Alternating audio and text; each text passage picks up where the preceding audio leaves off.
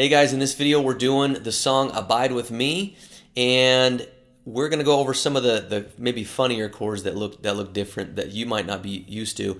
If you have any questions about any of these other chords, you can visit the chord videos. There I go through all the basic chords and all the ones that mostly are in this song. But there are a few funny ones that I want to get to, and this first one I want to talk about is this D sus 4. Okay? So probably the easiest thing to do is go to your D chord. Okay, there's our D chord, right? And what we want to do is put our pinky right on that third fret. Okay, on the third fret, first string. Try that out.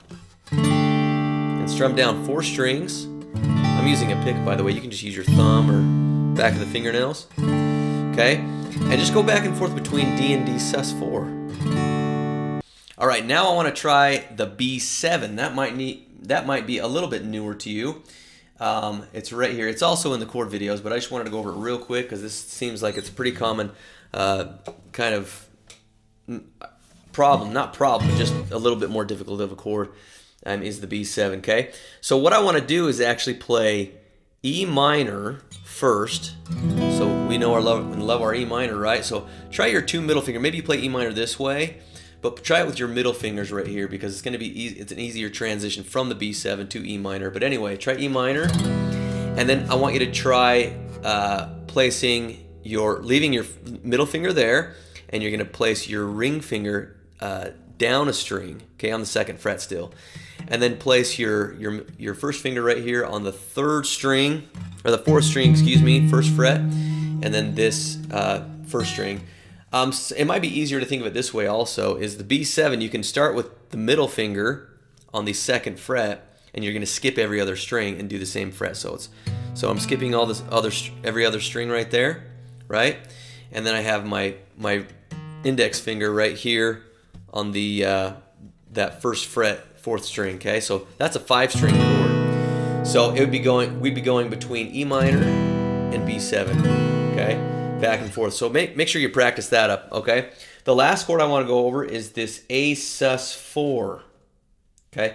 I want to play it this way. Well, first I want to play my A chord this way. I normally don't play A chord like this, but for this particular part of the song, I think it's easier. But you guys can do whatever you want.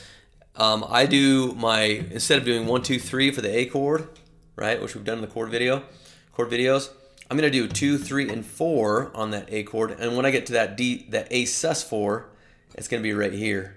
Okay, the pinky's going to kind of flare out to that 3rd fret 2nd string. And the reason why I do these is because I have my E minor right here, and I can just leave my middle finger there. Okay, that might be a tip. That might be helpful. Hopefully, if not, then you can honestly just use whatever fingers you want to do, and that works out. So hopefully that helps you guys out. Alright guys, now that we've gone through the chords, I want to try the strum pattern, okay? So you can see on measure 1 and measure 2 is I give the strum pattern, and then there's these just slash marks. And you'll see that if you're ever playing jazz band, if you're the piano player or the guitar player, this is generally what they do. They give you an idea of what the hits or the strumming they want you to do, and then they kind of leave it open right here, and they're assuming that you're just going to have that same pattern through the whole tune or the whole song, okay? So this first part I give you some arrows, and the next part is no arrows, and it's just assuming that you've picked up the rhythm of that thing. But if you can't read anything, if you can't read rhythm, we're going to go over that right now. All right, so what I want you to do is grab a D chord. Okay, so get your D chord ready. It's a 4-string chord, and we're just going to try this strum pattern just on a D chord. Okay, so it's going to go like this: down, down, up. That is it. Okay, so it's 1, 2, and 3, 4. Down, down, up, 3, 4. 1, 2, and 3, 4. Okay, so now that if you have that down, you'd put 2 of those together. So in one measure, it would sound like this: 1, 2, and 3, 4, and or 1, 2, and 3, 4, and down.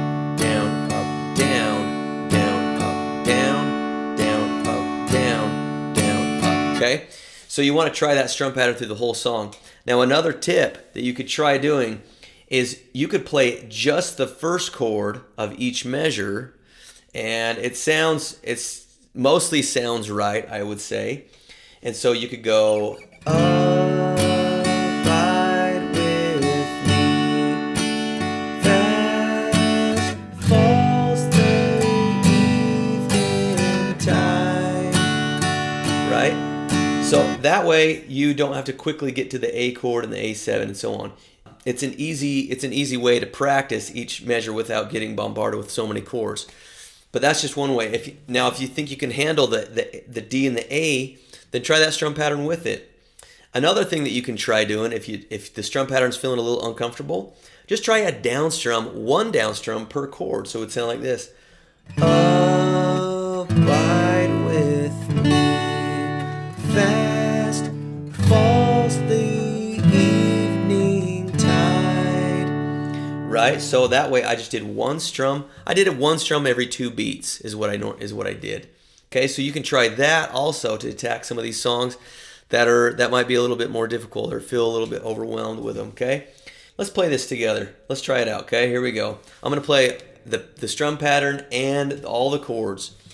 Here we go. 1, 2, ready, play. Abide with me, fast falls the evening tide. The darkness deepens, Lord, with thee abide.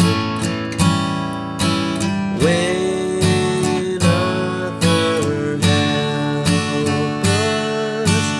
fail and comforts flee, help of the helpless, oh, abide with me. Okay, so I noticed that when I played through this, that A sus, I actually did this. I did an A sus with my pinky right there. So I never showed you guys that. So my apologies, yeah. So when I got to the E minor, I went E minor and then A sus. I went straight to this shape right here, A sus anyway. And that was the A chord. I practiced it before and I did the pinky thing. So I guess it depends on how I feel. But anyway, hopefully that helps you guys out with the lesson. If you guys have any questions, please let me know. All right, I'll see you in the next lesson.